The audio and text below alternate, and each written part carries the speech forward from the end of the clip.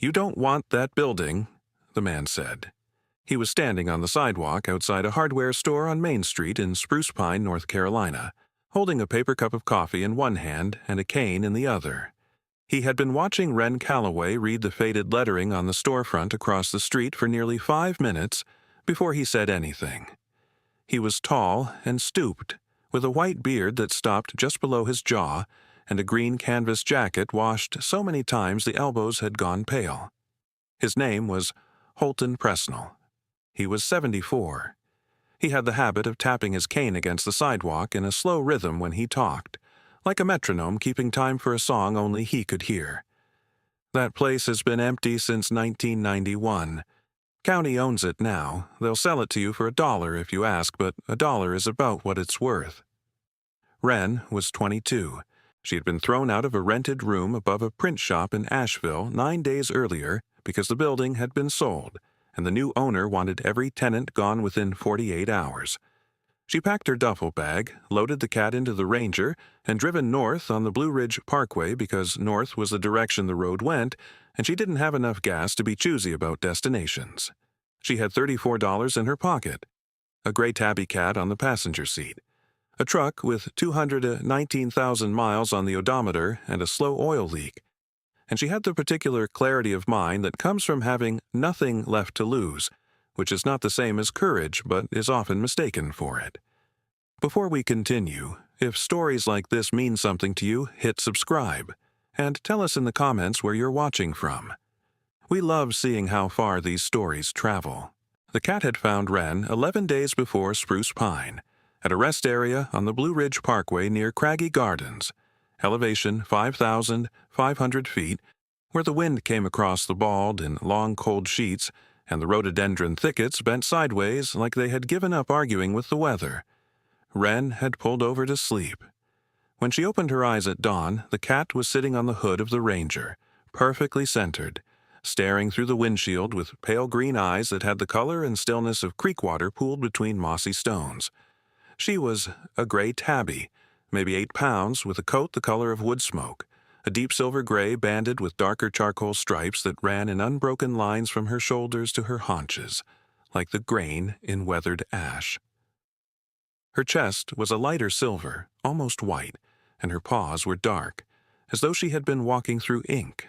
A thin black line ran from the inner corner of each eye toward her nose, giving her face the sharp, deliberate look of a creature drawn by someone who believed every line should mean something. Her ears were tall and slightly tufted at the tips. Her tail was long and ringed with alternating bands of dark and light. Wren opened the truck door. The cat jumped off the hood, landed without a sound, walked around to the passenger side, and leaped through the open window. She turned once, sat down, and began washing her left paw with the unhurried precision of a guest who had arrived exactly on time and found the accommodations acceptable. No collar, no tags, no chip. Just a gray tabby who had appeared on a mountaintop and decided this truck was where she belonged. Wren named her Cinder.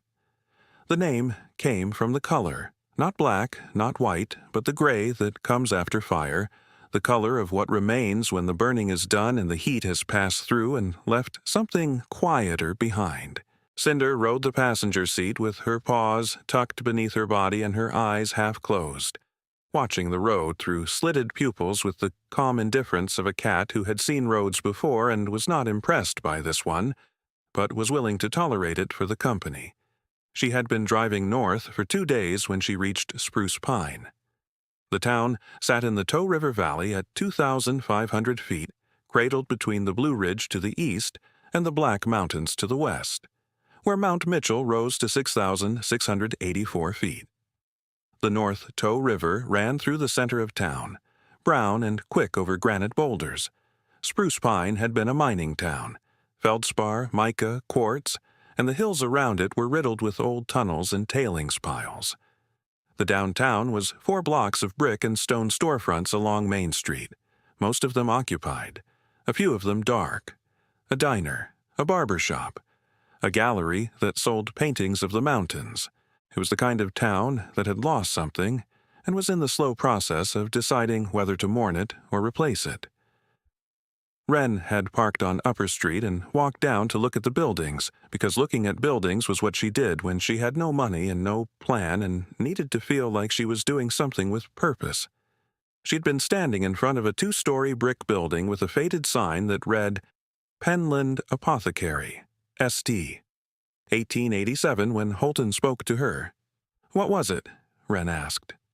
"Drugstore," Holton said. He tapped his cane. "Oldest one in Mitchell County. Thomas Penland built it in 1887.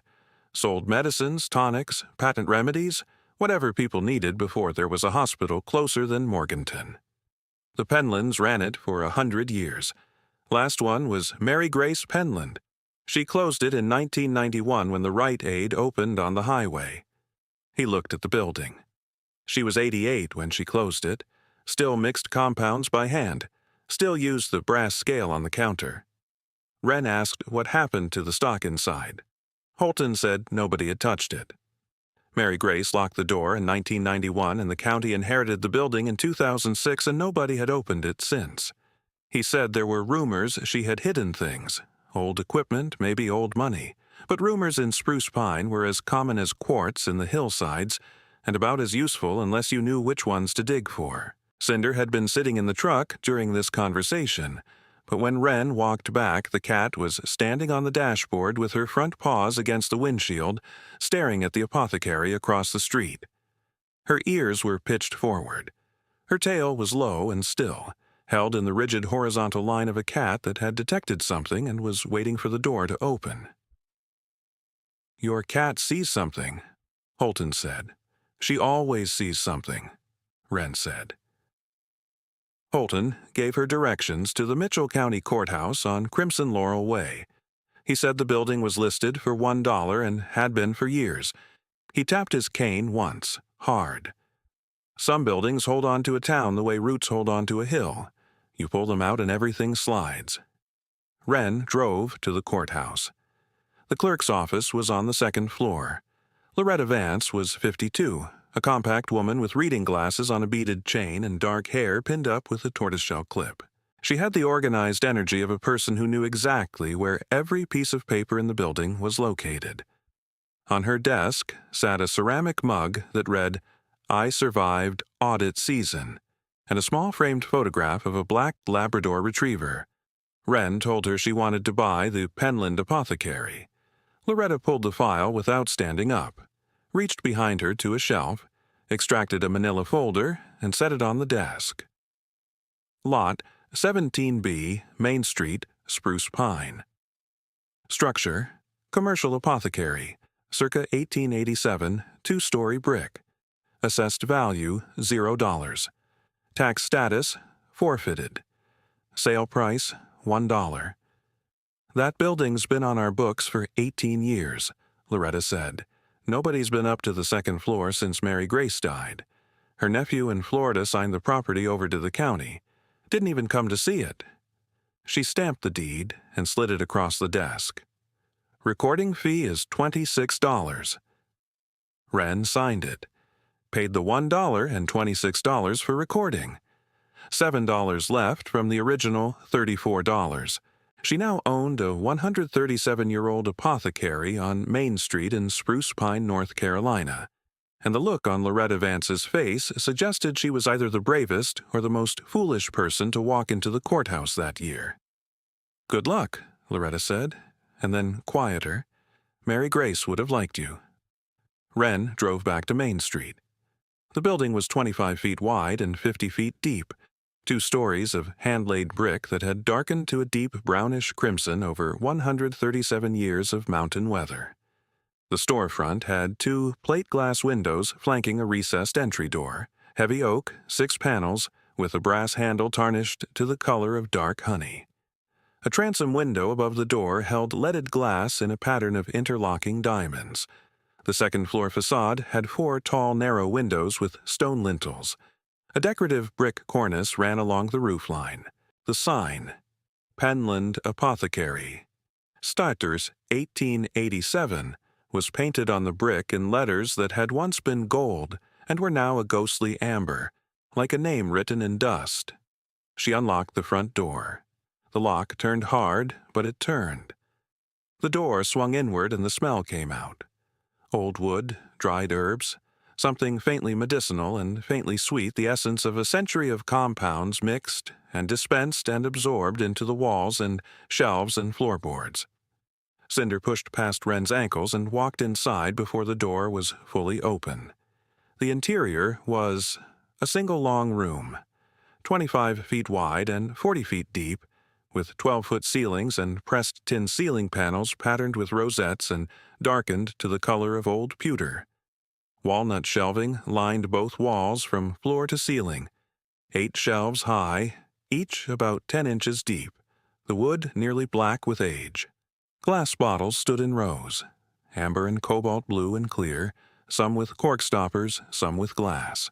Drawers were built into the shelving at waist height, each labeled in faded copperplate: camphor, laudanum, digitalis, quinine, bismuth, sulfur, sarsaparilla. The counter ran across the back, built from walnut planks 3 inches thick, with a brass rail along the front edge worn smooth by a century of elbows. On the counter sat a brass balance scale, a white marble mortar and pestle, and a national cash register with brass keys and scrollwork. The display still showed the last transaction: $4.75. A staircase along the right wall led up. Beneath it was a narrow door, painted the same dark color as the shelving, nearly invisible.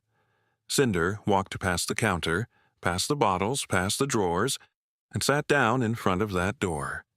She did not meow. She did not paw at it. She sat with her charcoal-striped tail wrapped tight around her dark paws and stared with the fixed focus of a cat that had found what she was looking for and intended to wait until someone with thumbs understood. She tried the door. Locked. The key Loretta had given her didn't fit. She examined the lock, a mortise lock older than the front door, with a brass escutcheon plate. A flathead screwdriver and 4 minutes of careful work, and the lock turned. The door opened onto a narrow passage 3 feet wide that ran behind the shelving on the left wall. A service corridor.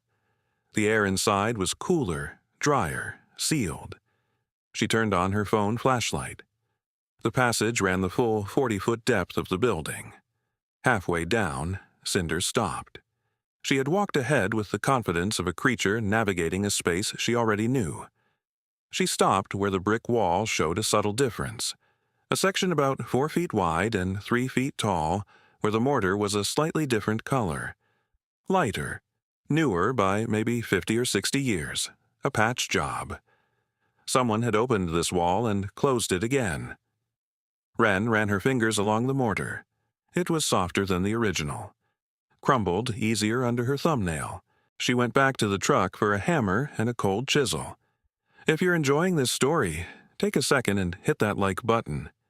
It helps more people find these stories, and we're just getting to the part that changes everything. The mortar gave way in chunks. She worked carefully, chiseling along the joints, letting each brick come free. The patch was 2 bricks deep. Behind the second course was air, cool, dry, undisturbed, sealed for what she estimated was 60 years. She pulled enough bricks to reach through and shined her flashlight inside. The cavity was roughly 5 feet wide, 4 feet tall, and 3 feet deep, a structural recess where a chimney flue had once run before being rerouted. Dry and clean, and it was full. On the floor, arranged with care, sat 4 wooden crates made from chestnut with iron strap hinges and brass latches. Beside the crates leaned a leather satchel, dark brown and cracked with age. On top of the nearest crate sat an envelope, yellowed and brittle, with a single word, in copperplate, "Whomever." She opened the envelope. Inside was a single sheet, written in ink faded to pale brown. It read, "These are the instruments and stock of my grandfather, Dr. Thomas Penland, who practiced pharmacy and medicine in this building from 1887 to 1931. I have placed them here for safekeeping. They represent the work of a good man in a hard time. Whoever finds them, I ask only that you treat them accordingly. Mary Grace Penland, March 1968. Wren sat on the floor of the passage with the letter in her hands and Cinder beside her, purring in the dark, and read it twice. Mary Grace had written this letter 56 years ago. She had been 55 years old, the building already showing the first signs of the change that was coming, the chain pharmacies beginning to open along the highways, the old ways of compounding and mixing and measuring, by hand, giving way to the factory-sealed bottles and blister packs that required nothing from the pharmacist except a label printer and a cash register. She had seen the future, and she had prepared for it. Not by fighting it, by preserving what would be lost when it arrived. The first crate held 24 hand-blown Apothecary bottles nested in cotton batting, 12 cobalt blue with ground glass stoppers, 8 emerald green, and 4 pale amethyst, the color that clear glass turns when manganese dioxide reacts with decades of sunlight. Each had a handwritten label dated between 1889 and 1914. Tincture of arnica, elixir of viburnum, compound spirit of lavender. The second crate held equipment, a complete set of Trumner brass pharmaceutical weights in a wooden case, 3 graduated marble mortar and pestle sets, a brass pill roller with walnut handles, and 2 brass and glass syringes. The third crate, lined with oilcloth, contained 6 leather-bound prescription ledgers spanning October 12, 1887 to March 3, 1931. 44 years of copperplate entries recording every compound mixed, every patient treated, every price charged, from 10 cents for a simple tincture to $2.50 for a complex preparation. Some entries were marked paid. Some were marked no charge. The fourth crate, smaller and heavier, held 22 patent medicine bottles wrapped in velvet, embossed glass from Dr. Kilmer's swamp root, Hostetter's stomach bitters, Ayer's cherry pectoral, and 3 bottles reading Penland's Mountain Tonic, Spruce Pine, North Carolina.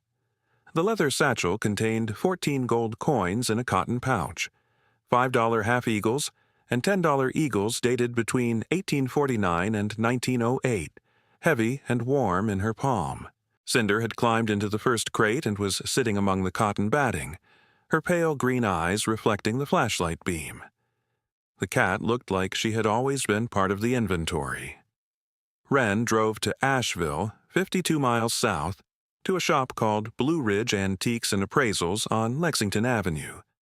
The appraiser was Everett Shuford, 63, with a trimmed gray beard and wire-rimmed glasses, and the careful hands of a person who had spent 40 years handling objects that other people had spent a century preserving. He wore a canvas apron with pockets for his loupe and cotton gloves. He spoke about antiques the way a doctor speaks about patients. Wren laid the collection on his table. Everett put on his gloves, picked up the first cobalt blue bottle, and held it to the light for nearly a minute. "Hand-blown Pontil bottles," he said. "See the mark on the base? That's where the Pontil rod was attached. The cobalt blues are $150 to $300 each in this condition. The emerald greens are rarer, $250 to $400 each. The amethysts, $200 to $350. He moved to the equipment. The Troemner weight set, $800 to $1,200. The 3 mortar and pestle sets, $300 to $500 each. The pill roller, $600 to $900. The brass syringes, $200 to $350 each. The common patent medicine bottles, $40 to $80 each. But the 3 Penland's Mountain Tonic bottles made him pause. Local manufacture, small batch, from a pharmacy that no longer exists, serious collector items, $400 to $700 each. The prescription ledgers he valued at $4,000 to $6,000. Primary source documents from 44 years of rural Appalachian pharmacy. The gold coins, based on dates and condition, he put at $8,500 to $12,000. He removed his gloves and folded them on the table. Conservatively, you're looking at $22,000 to $36,000. With the right buyers, specialty collectors, medical museums, you could push toward $50,000. He looked at the bottles, the weights, the ledgers. Mary Grace preserved a complete 19th century apothecary practice. That's not just antiques, that's a time capsule. Wren asked if he could broker the sale. His commission was 15%. He recommended splitting, auction the coins and common bottles for quick cash, place the rare items with specialty dealers. She agreed. The auction moved first. The 14 gold coins sold to a numismatic dealer in Charlotte for $10,200. The 19 common patent medicine bottles sold in 3 lots for $1,140. Total auction, $11,340.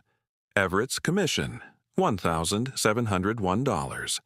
Net to Wren, $9,639.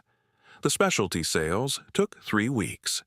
The 12 cobalt bottles sold to a collector in Raleigh for $3,000. The 8 emerald greens to a collector in Charleston for $2,800. The 4 amethysts to a glass museum in Corning, New York for $1,100. The Trumner weights to a dealer in Philadelphia for $1,050. The 3 mortar and pestle sets to a decorator in Asheville for $1,200. The pill roller to a museum in Baltimore for $750. The syringes to a collector in Richmond for $600. The 3 Penland's Mountain Tonic bottles to a Western North Carolina Historical Society for $1,800. The 6 prescription ledgers to the Special Collections Library at Appalachian State University in Boone for $5,200. Total specialty sales, $17,500. Commission, $2,625. Net, $14,875. Total net from all sales, $24,514. She had $7 before the sales. She now had $24,521. She kept Mary Grace's letter. She kept the mortar and pestle from the counter, the one that had been sitting there since 1887. She kept the brass balance scale, and she kept the velvet bag the coins had been stored in. Some things are inventory. Some things are inheritance. The difference is in what you keep. The renovation started the next day. The roof was the priority. The flat section over the rear third had 2 areas where the rolled roofing had failed, letting water into the second floor. She bought 2 rolls of modified bitumen, a propane torch, roofing nails, and roof cement from the hardware store on Main Street. $185. She stripped the failed sections, torched the new roofing into place, and sealed every seam. 2 days. The roof was tight. The second floor needed cleaning more than repair. She swept out 33 years of dust, washed the windows with vinegar, and scrubbed the pine floors with Murphy oil soap. The kitchen had a cast-iron sink that still drained. The sitting room had a fireplace with a walnut mantel and a flue that drew clean. She patched cracked plaster with joint compound. Mattress from a thrift store in Marion, $25. Wood stove from an estate sale in Burnsville, $110. Stovepipe and fittings, $75. Cleaning supplies and paint, $60. Downstairs, she cleaned the shelving with linseed oil and fine steel wool, bringing the walnut back to a dark luster. She cleaned every remaining bottle, over 200, emptied long ago but beautiful. She polished the brass rail on the counter until it caught the afternoon light and held it. She cleaned the National Cash Register with brass polish until the scrollwork gleamed and the keys moved freely, and the drawer opened with a musical ding that echoed off the tin ceiling.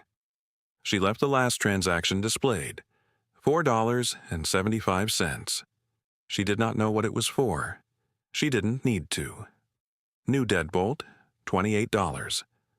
Electrical, an extension cord from the alley, 4 LED shop lights on wire hooks, $45. Plumbing valve and fittings, $15. Linseed oil and steel wool, $20. Window glass for 2 cracked sashes, $40. Miscellaneous, $30. Extension cord, $10. Thrift store kitchen items, $25. Total renovation, $978. She spent $160 on food and gas and $48 on cat food, the kind with real fish, because Cinder had opinions about protein and expressed them by refusing to eat anything beneath her standards. Total outlay, $1,186. Remaining, $23,335. She had done all the labor herself. Every shingle stripped, every shelf oiled, every bottle cleaned, every wall patched. Cinder supervised from the counter, sitting beside the brass scale with her paws tucked and her green eyes tracking Wren with the detached competence of a quality inspector who had high standards and no intention of lowering them. The community found her the way communities do in small Appalachian towns. Slowly at first, then all at once, like a creek that seeps through a hillside for weeks before it breaks the surface. Holton Presnell came by every morning with his cane and his coffee. He would stand on the sidewalk and watch Wren work through the plate glass windows, tapping his cane in that slow rhythm, saying nothing. After the third day, he started coming inside. He sat on the stool behind the counter. The pharmacist's stool, he called it, though Mary Grace had always stood, and told Wren stories about the Penlands and the building and the town. Thomas Penland had delivered half the babies in Mitchell County between 1887 and 1920, riding a mule up the hollows in the dark. During the influenza of 1918, Thomas mixed a compound of eucalyptus, camphor, and honey that he gave away free. Mitchell County had one of the lowest death rates in western North Carolina that year. People attributed it to the compound, or to luck, or to God, depending on who you asked. Holton tapped his cane on the floor when he finished each story. A single tap, like a period. A young woman named Darby Silvers, 29, started helping in the second week. She was a carpenter who ran a one-woman shop out of a garage on Grassy Creek Road, making furniture from reclaimed lumber, lean and angular, with calloused hands and short brown hair tucked under a canvas cap. She had the habit of whistling through her teeth when she measured, a low, tuneless sound that made Cinder close her eyes, and it was never clear whether the cat was relaxing or wincing. Darby heard about the Apothecary through the hardware store and showed up with a truck full of tools. She spent 3 days reinforcing shelf brackets, replacing 2 warped shelves with walnut boards she milled from a salvaged beam, and rebuilding a section of the counter where water had softened the wood. She charged nothing. "Mary Grace let my grandmother run a tab for 6 years when my granddad was out of work," she said. "She never collected. I figure this covers the interest." An elderly woman named Nettie Buchanan, 82, came on a Saturday morning in November. Small and precise, with white hair in a braid and a wool cardigan buttoned to the throat.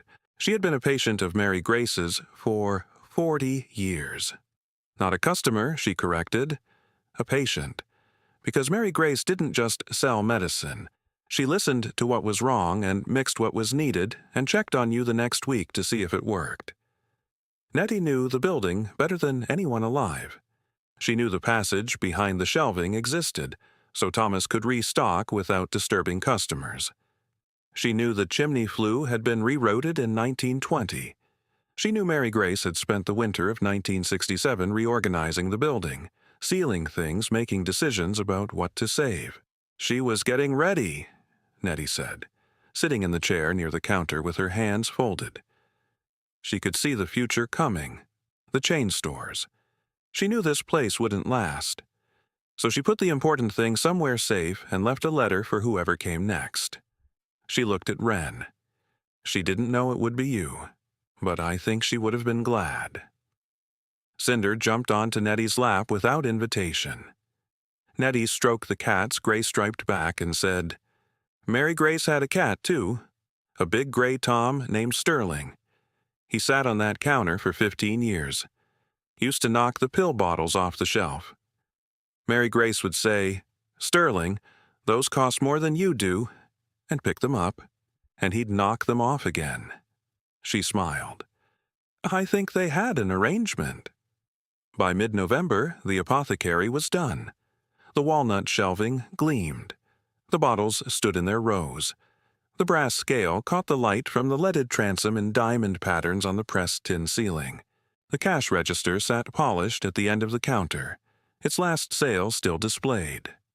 Upstairs, a mattress on the bedroom floor, a wood stove throwing heat, a kitchen with running water, and a window looking toward the river. The fireplace mantel held Mary Grace's letter in a walnut frame Darby Silvers had made from a scrap left over from the shelf repair. Wren stood in the doorway on a Thursday evening. The light was coming through the plate glass at a low angle, turning the bottles into jewels. Amber and cobalt catching the sun and throwing it back in colors that moved across the walls. Cinder was on the counter beside the scale, gray body curled into a circle, dark-tipped tail hanging over the edge, pale green eyes half closed. The cat looked like she had been there for 100 years. She looked like she had been waiting for the door to open and the light to come in and someone to understand that this building was not empty. It had never been empty. It had been holding its breath. She thought about Mary Grace Penland, who sealed her grandfather's work behind a brick wall and wrote a letter to a person she would never meet, and trusted that the building would hold long enough for that person to arrive. She thought about Thomas Penland, who mixed medicines by lamplight and rode a mule up dark hollows to deliver them to people who could not always pay and did not always survive, but who were never turned away. She thought about the coins in the velvet bag, gold that had passed through the hands of miners and farmers and the sick and the well, all of it flowing through this building like a river through a valley. She thought about the mortar and pestle on the counter, the marble worn smooth by 44 years of grinding, and she put her hand on it and felt the coolness of the stone and the weight of the work it had done. Some buildings are just structures, walls and roof and floor, assembled for a purpose and abandoned when the purpose ends. But some buildings are vessels. They hold what was poured into them, the work, the care, the daily act of mixing something for someone who needed it and handing it across a counter with instructions and concern. The Penland Apothecary had held those things for 137 years. It had held them through the death of its builder and the death of its last keeper and 33 years of silence and dust and a leaking roof and a county that listed it for $1 because it couldn't imagine anyone wanting it. And it held them still, in the wood, in the tin, in the glass, in the brass, in the smell of dried herbs that rose from the floorboards on warm afternoons, in the copper plate labels on the drawers, in the diamond-shaped light from the transom. It held them the way the mountains hold the rivers, not by grasping, but by shaping, by being the thing that gives the water somewhere to go. Cinder opened one eye, looked at Wren, and closed it again. The brass scale was perfectly balanced, its two copper pans level, holding nothing, weighing nothing, waiting for someone to place something on one side so the other could tell them what it was worth. If you enjoyed this story, make sure to subscribe to Pet Trail Stories and hit that notification bell so you never miss a new episode. Every week, Wren finds another forgotten place and gives it a second chance, and you won't want to miss what she discovers next. Thanks for watching, and we'll see you on the next trail. Wren Calloway had arrived in Spruce Pine with $34 and a gray tabby cat and no plan. She now had a 137-year-old apothecary on Main Street, a second-floor apartment with a working fireplace, $23,335 in savings, and a cat who had claimed the pharmacist's counter as her territory and showed no intention of leaving it. The building was worth more than the dollar she had paid for it. The things inside it had been worth more than the $24,514 she had received for them. And what she had built, what she had cleaned and oiled and patched and polished and brought back from 33 years of silence, was worth more than all of it combined, because some things cannot be appraised. They can only be kept. Cinder sat on the counter in the last of the light, her silver-gray fur catching the colors from the transom window, watching the door with the patient certainty of a cat who knew that open doors are invitations, and invitations tend to be accepted by the kind of people who need them most.